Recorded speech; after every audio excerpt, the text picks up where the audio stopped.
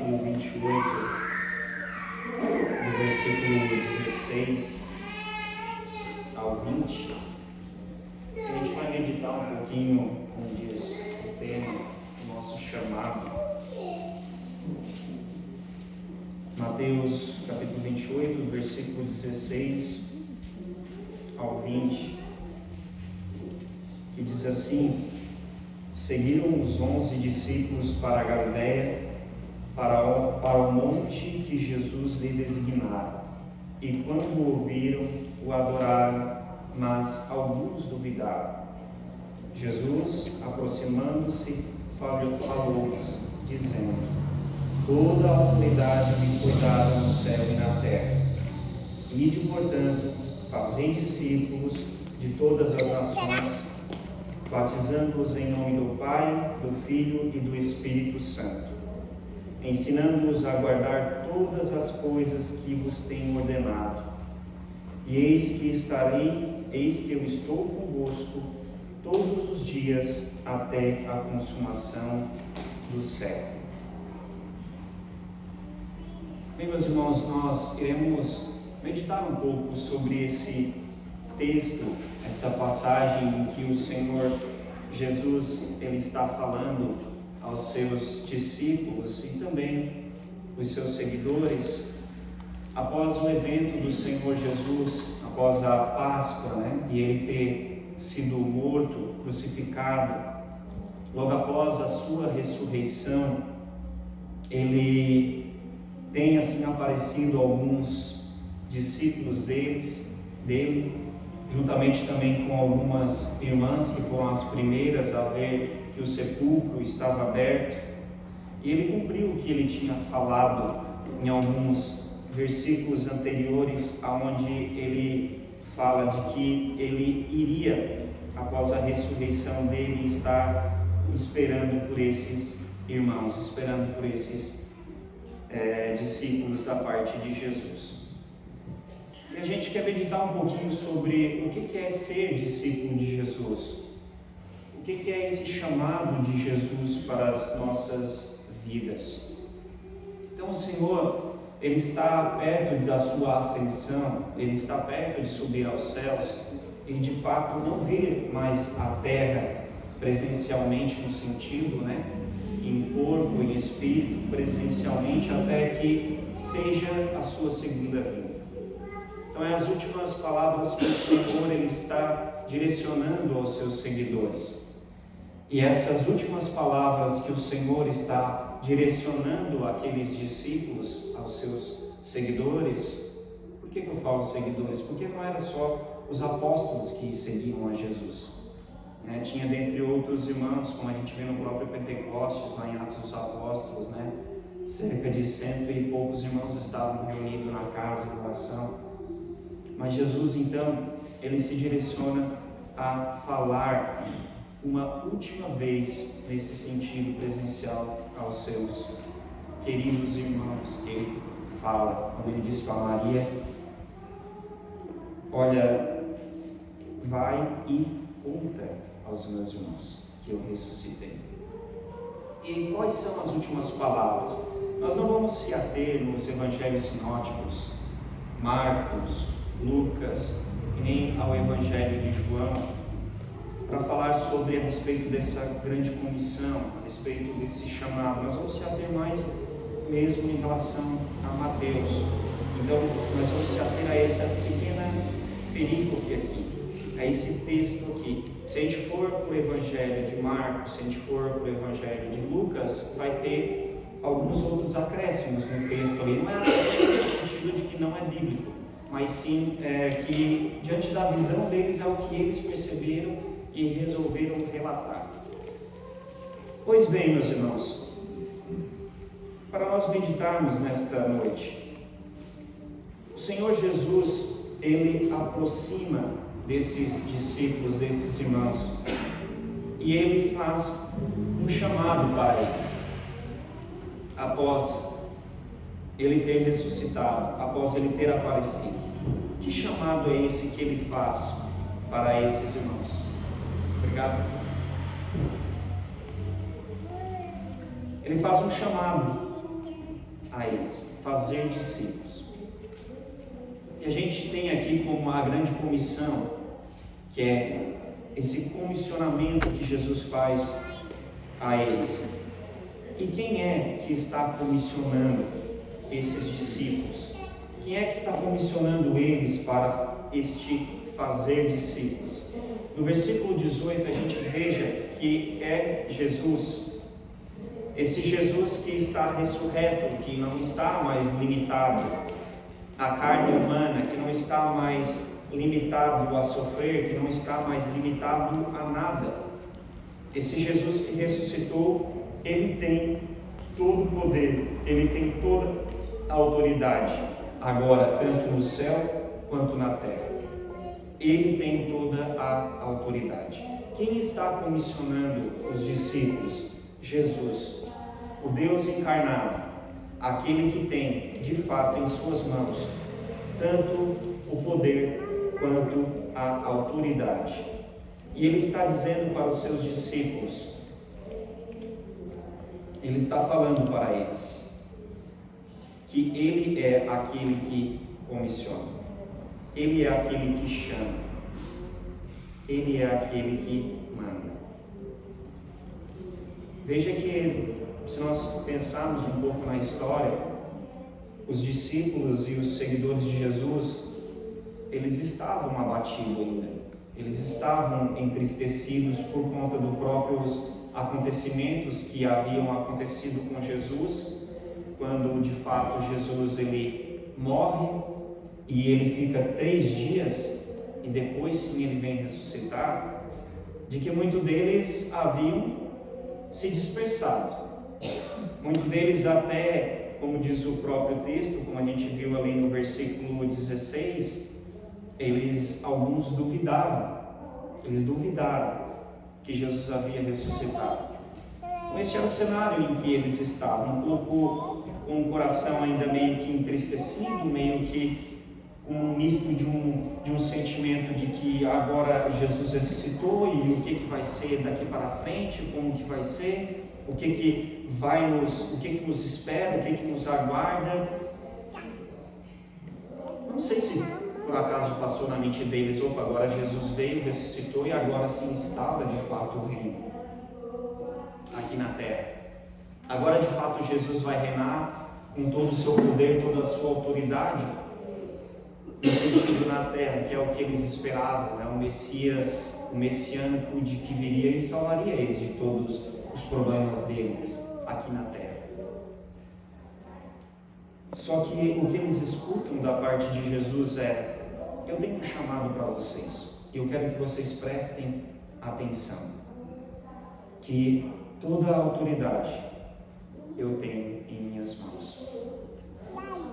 E fica então, meus irmãos, esta vocação a eles, e já trazendo para nós uma pergunta também: a quem Jesus está comissionando de fato? A quem Jesus está fazendo o chamado de fato?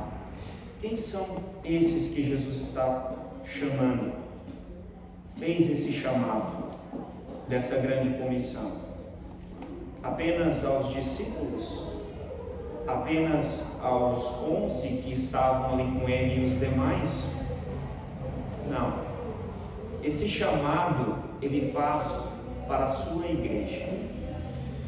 Não é apenas para os discípulos, não é apenas para aqueles que estavam ali presentes, mas ele faz para toda a sua igreja.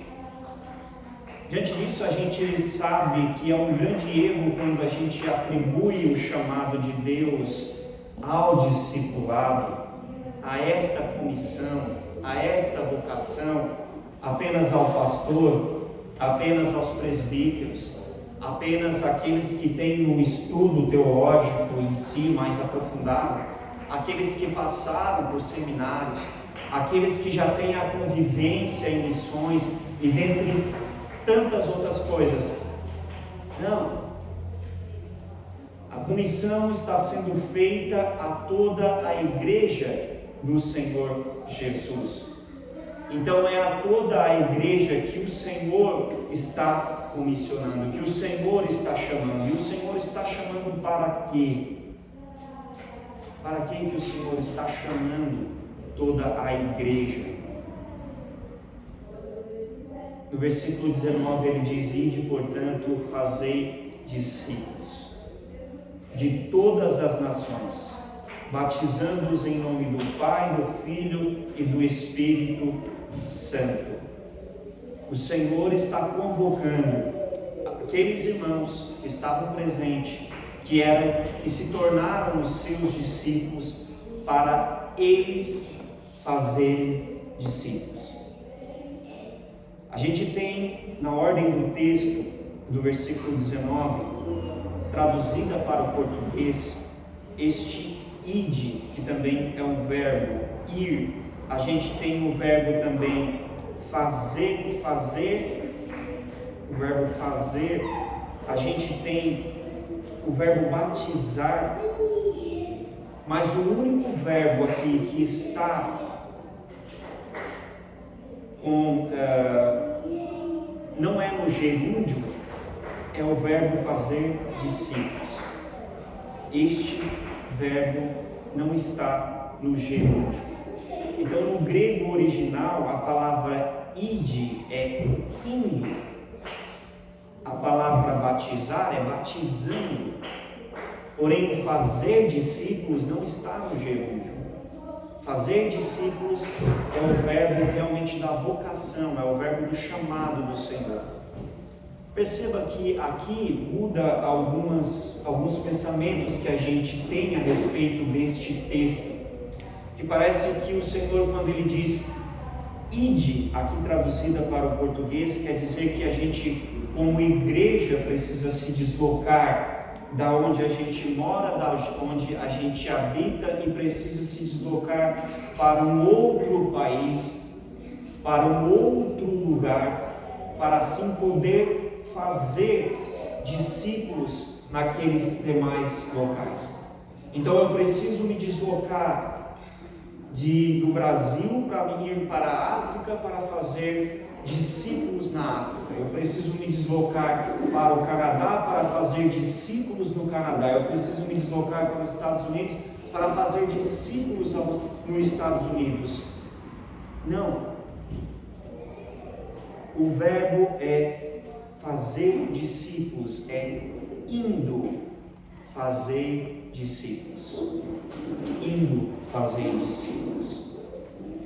E este indo é em todos os momentos da nossa vida.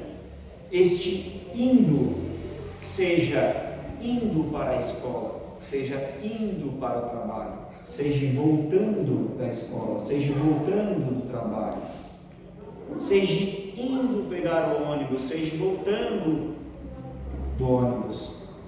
Esta vocação é o indo, de fazer discípulos.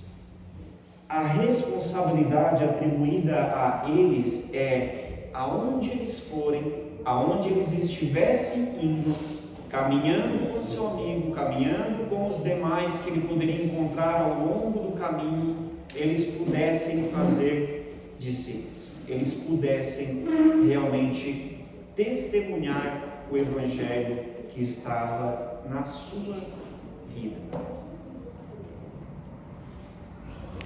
Perceba o Evangelho que eles receberam. Perceba o Evangelho que eles, no decorrer dos 3 anos aproximadamente que eles passaram com Jesus, que eles receberam da parte de Jesus, eles deveriam compartilhar e fazer esses discípulos. Então agora veio a palavra correta para o verbo fazer discípulos, que é o imperativo. Eu não tinha me lembrado, faz tempo que eu não tenho mais aula de português, pastor. Então o gerúndio, né, fazendo, o endo, né, ou então indo, né, e o imperativo que impera aqui no nosso texto de fato é o fazer discípulos. Então o que a gente já aprendeu até agora? Primeiro, de que essa responsabilidade não era apenas dos 11, essa responsabilidade era de toda a igreja. Então, que não é uma responsabilidade atribuída ao pastor Claudimir, não é uma responsabilidade que vai ser atribuída quando a igreja realmente estiver construída e ela for organizada aos futuros presbíteros da igreja presbiteriana de Araranguá, aos futuros diáconos da igreja presbiteriana de Araranguá. É o chamado do Senhor para a minha e para a vida de cada um de vocês que está aqui nesta noite. Então, é o ir de vocês, é o indo de vocês. Essa responsabilidade ela é atribuída sobre a vida de vocês, sobre a minha vida. E essa responsabilidade ela tem por trás quem? Jesus. Então é uma vocação que Ele fez a você, é uma vocação que Ele fez a mim, quando realmente nos tornamos os seus discípulos. É um grande erro achar que nós não temos esta responsabilidade. E na verdade é meio que não, é uma desobediência a respeito do que o Senhor Jesus comissionou e chamou nós como sua igreja para fazer. Perceba também que ainda no versículo 19, ele, na última parte que ele vai falar, na verdade vamos se ater antes da última parte. Quando ele fala aí de, portanto, fazer discípulos, a gente já viu a respeito de que é o indo, é a nosso, em todos os momentos em que a gente está vivendo sobre a face desta terra, relembrando faculdade, trabalho, seja aonde formos.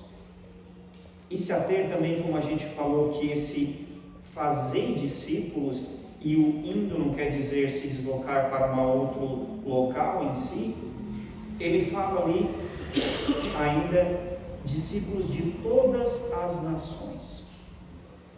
Esse discípulos de todas as nações, a palavra nações aqui, ela também não é no seu sentido real, podemos dizer assim, no seu sentido, no grego, etnias. Então perceba que quando Jesus está fazendo aqui e fazer discípulo de todas as nações, Jesus está falando fazer discípulos de todas as etnias. Então perceba que dentro do país que você está, há várias etnias. É isso que Jesus está dizendo.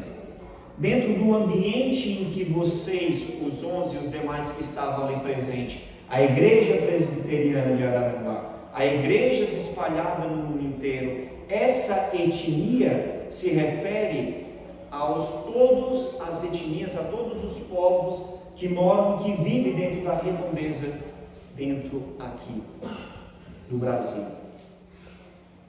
São do Gero, a etnia lá da onde eu vim, geralmente é alemã. Alemão, cabeça dura, teimoso. Não quer dizer que a gente é assim. Mas é uma etnia que se deslocou de um outro lugar e veio habitar em São Gero. Uruçanga também tem os demais ali que também são alemãos, são italianos, é uma outra etnia que veio para cá. E os índios que vivem ainda aqui no Brasil juntamente conosco, onde nós temos a nossa missão, que estão com eles também trabalhando, são etnias que vivem no nosso país. Então perceba que a responsabilidade do ir e fazer discípulo é as etnias, é todos os povos que convivem juntamente conosco, que convivem com a gente. Não se vai muito longe, aqui em Araranguá, quando a gente vai em lojas, que eu não vou em questão citar o nome, a gente vê que tem outras pessoas que estão vindo para cá. E a gente não sabe se de fato elas ainda são cristãs ou não, se elas creem no Evangelho. Mas são pessoas que estão se deslocando para cá e precisam receber o Evangelho também. E quem que vai trazer o Evangelho para a vida dessas pessoas? Os anjos irão descer do céu? Como disse João Batista, né, se precisasse fosse, mas não era algo concreto, era como se ele estivesse dizendo assim: olha, se preciso for o Senhor levantar dessas pedras pregadores, ele vai levantar, mas ele não vai usar pedra, ele vai usar pessoas. Então é eu e você que estamos com essa responsabilidade. Então, nações aqui, meus queridos, não se tratam de outros países. A missão, ela é importante, ela tem o seu lugar e a gente sabe disso, e a Igreja Presbiteriana, como a gente acompanha, investe bastante em missões, tanto no Brasil quanto exteriores, a gente sabe disso. Inclusive a própria Igreja Presbiteriana, quando surgiu com o Simon, e dentre outros irmãos que vieram a outras regiões, vieram de fora do Brasil. A gente sabe dessa importância, só que a gente quer trazer a importância desse chamado para mim e para a sua vida nesta noite. Então aqui, meus queridos, todas as nações são todas as pessoas que vivem ao nosso redor. Todos as pessoas que estão ao nosso redor. E perceba que ainda no versículo 19, quando ele fala batizando-os em nome do Pai, do Filho e do Espírito Santo, não é apenas levar o Evangelho, fazer o discípulo no sentido de trazer eles até a Cristo, mas olha que interessante. O que nós aprendemos quando o pastor Claudimir ele faz as classes de catecúmenos e o pastor vem aqui na frente junto com os nossos irmãos que se dispõem a se batizar, e o pastor faz ali aquelas perguntas que é tido como uma pública profissão de fé. O que isso representa para a igreja? O que isso representa para nós como igreja aqui? Representa de fato de que aqueles irmãos eles estão sendo integrados, eles estão sendo inseridos de fato à comunidade. Concordam comigo? Ok? Seria isso, pastor? Eles estão sendo integrados à nossa comunidade, como uma pública profissão de fé, em que eles dizem: nós compartilhamos da mesma fé de vocês, e nós vamos congregar juntamente com vocês. E o que é fazer isso? Integrar os nossos irmãos juntamente com a igreja. Não é diferente neste aspecto quando o Senhor Jesus está falando, quando vocês, no indo de vocês, quando vocês fazerem discípulos, integrem ele na igreja, ou seja, tragam ele para a igreja, no momento em que eles vão ser acolhidos, que eles vão ser abençoados, e que eles vão fazer parte da comunidade da igreja. Então note que hoje em dia está bem popular esta questão de ter os irmãos desigrejados. Como está popular na nossa época? Não preciso de igreja. Jesus e Deus, ele é um só. Eu não preciso de uma igreja. Pois é, mas quem instituiu a própria igreja não foi nós. Foi o próprio Jesus. Então é esse mesmo Jesus que está dizendo: eu instituí a igreja. Então integrar estes irmãos junto com a igreja, fazer parte do discipulado, é integrar eles juntamente na igreja, eles estarem próximos e não distantes, e não desigrejados. E a gente tem pastores que não são pastores, mas ao mesmo tempo se reúnem em grupo na internet, às vezes tem um estudo sério, vamos dizer assim, das escrituras, mas que dão essa ênfase em dizer que não precisam estar reunidos, congregados, mas de certa forma eles estão reunidos, congregados. Não no local, porque não colocaram uma placa, mas estão. Então isso é meio que incoerente, isso não faz parte da igreja.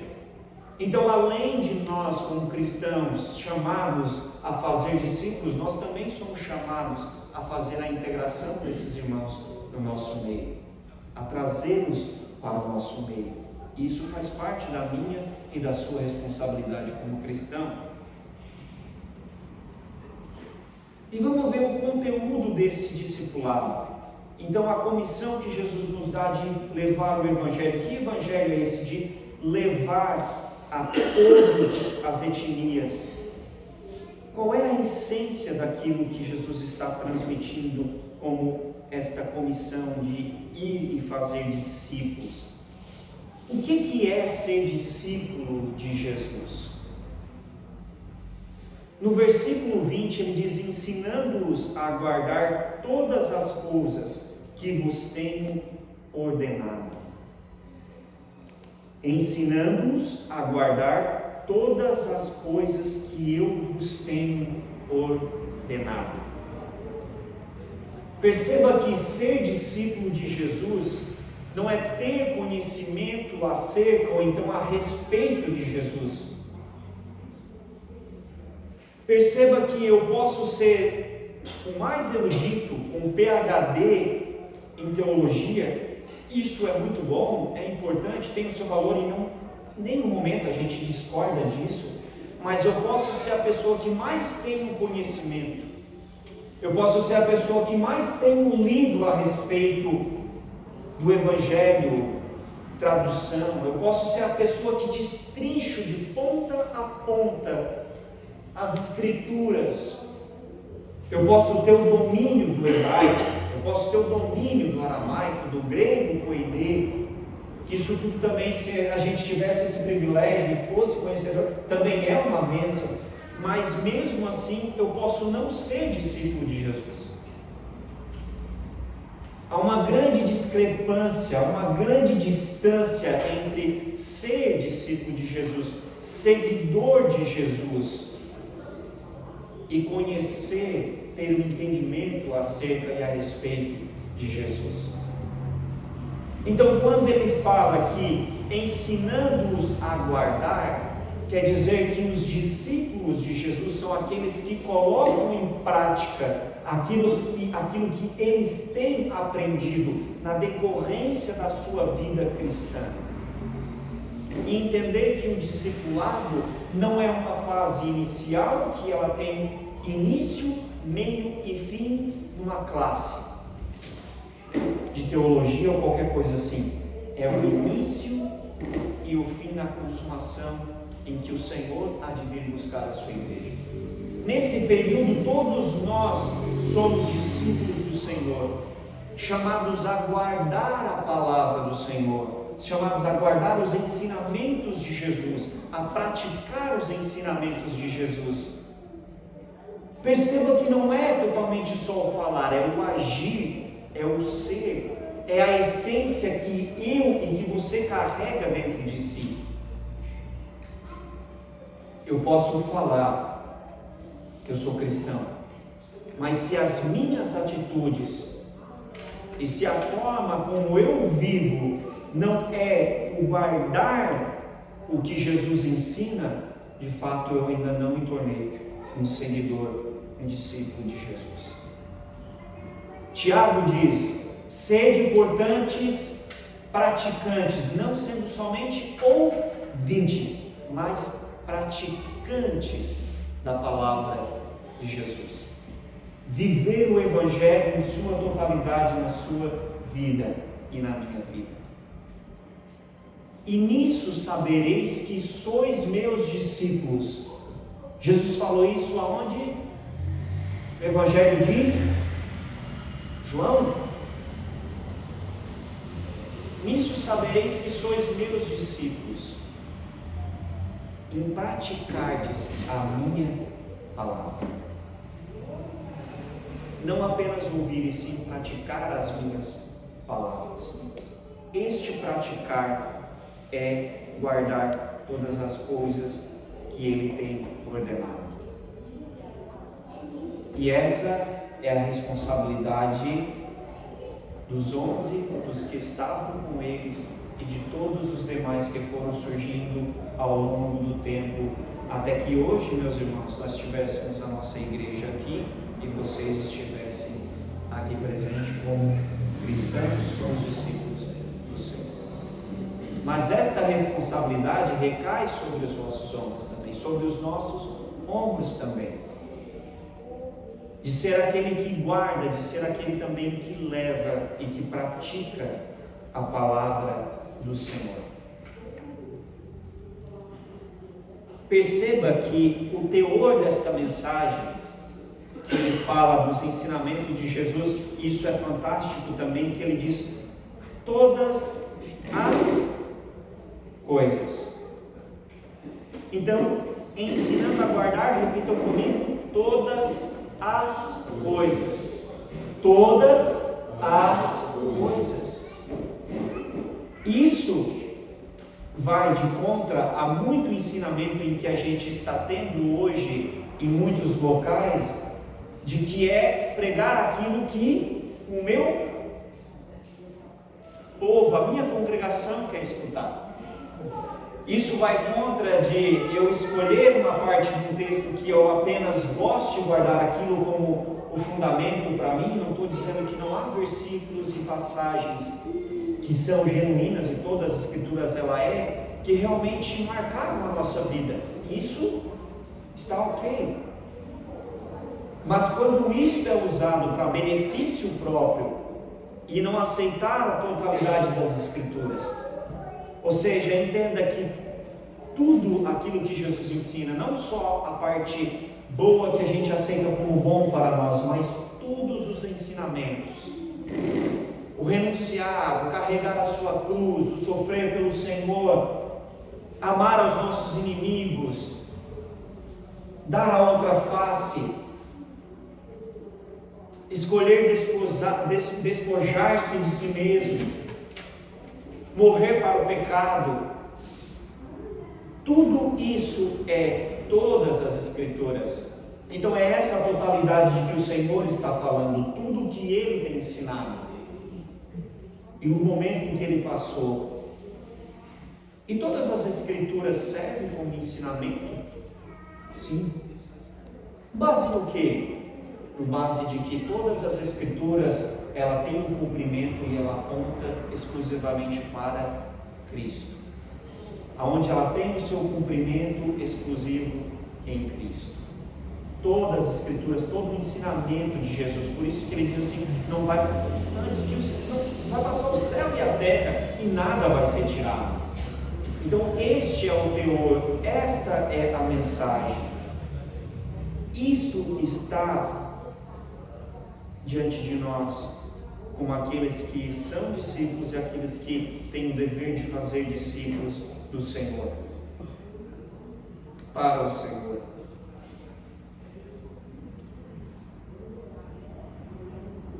E perceba que na última parte, no versículo 20, quando Jesus diz: e eis que estou convosco todos os dias até a consumação do século. Ser discípulo de Jesus e guardar a palavra de Jesus e fazer discípulos de Jesus não quer dizer que a gente vai viver numa redoma de vida.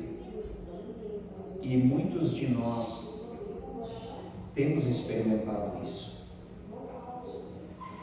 Muitos de nós, na nossa caminhada como cristão, na nossa fé, a gente tem experimentado isso. O pneu do carro ele fura. Às vezes a gente não consegue ter o domínio de certas situações na nossa família. Às vezes a gente passa por dificuldades que realmente tiram o nosso chão. A gente tem que lidar com certas situações que elas não são agradáveis. Ser discípulo de Jesus é carregar esta cruz.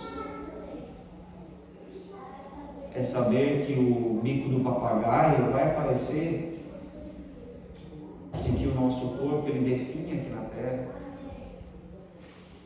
É saber de que nem sempre os entes queridos vão estar ao nosso lado, que vamos ter que lidar com esse tipo de situação. É saber que às vezes o nosso carro ele pode ser roubado, um acidente pode acontecer, seja o que for. Mas por que eu estou dizendo isso? Eu estou dizendo isso porque os discípulos de Jesus não estão sozinhos.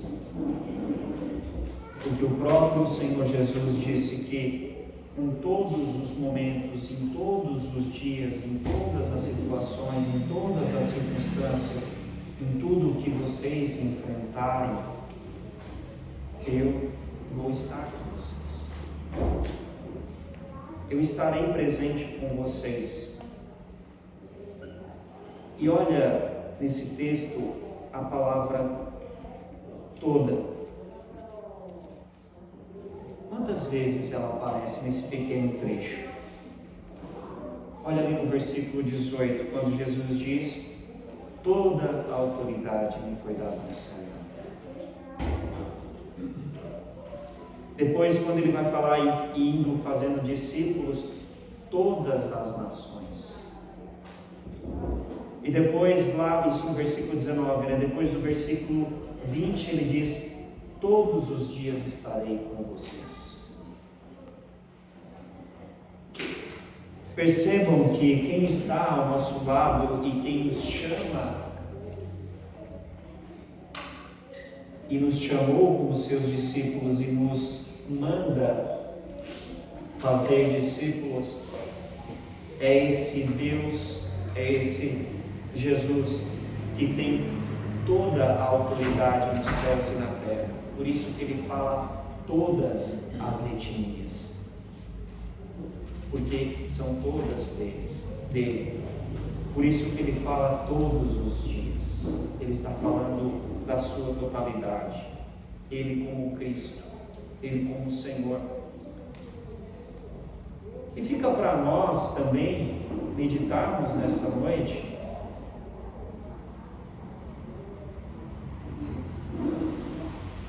a pergunta: o que nos impede?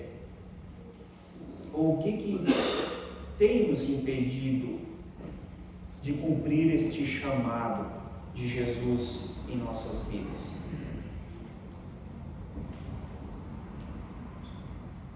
Qual é a pedra que tem se colocado no nosso caminho? Quais são os empecilhos que têm se levantado? Quais as dificuldades que eu e você podemos alegar que são impeditivos de no nosso indo e vindo fazer discípulos a Jesus?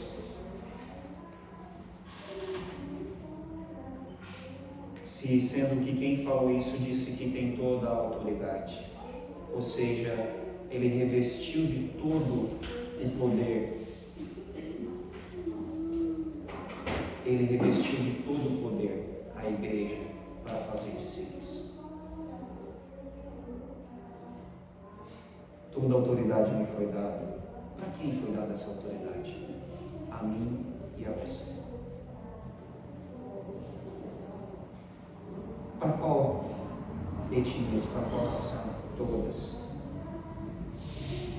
Qual é a segurança que nós temos? Que Ele estaria presente conosco em todos esses momentos, em todas essas circunstâncias. Ou será que estamos como Pedro ainda naquele momento que não é fácil? E eu confesso que se eu estivesse no lugar dele, não sei se eu faria diferente. Eu não sei vocês. Mas naquele primeiro momento em que Pedro, os versículos que antecedem isso, esta grande comissão e esse chamado de Jesus, lá no capítulo 26, no versículo 31 em diante, quando o Senhor fala para todos de que esta noite vocês se escandalizariam de mim, se escandalizariam, porque o pastor seria ferido e as ovelhas, o rebanho seria disperso. O que Pedro diz no versículo 33? Alguém leia, por favor. Versículo 33 do capítulo 26.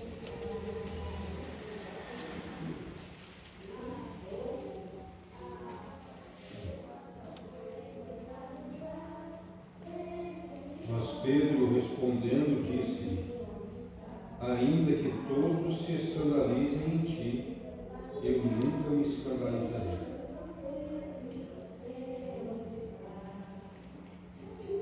E aí a resposta de Jesus é: antes que o galo cante, 3 vezes tu me negarás.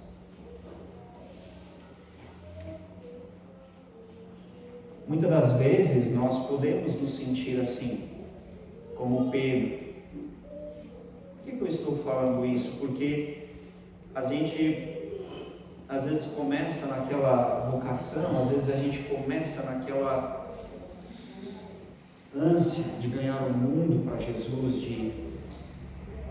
eu mesmo ia para a África, meus irmãos. Eu mesmo ia para a África. Isso não é zombar, no sentido de zombar, não. Isso porque naquele momento, para mim, era o que tudo me importava, era fazer a missão lá. Era ir lá e poder pregar o Evangelho para eles. Mas depois eu vi que eu não conseguia nem sair de Araranguá direito. Por que eu precisaria sair de Araranguá? Porque realmente às vezes a gente não tem um entendimento correto, né? Então às vezes a gente se torna às vezes como Pedro, naquele momento de eu farei tudo por ti. Só que realmente quando as coisas apertam, a gente acaba pulando fora.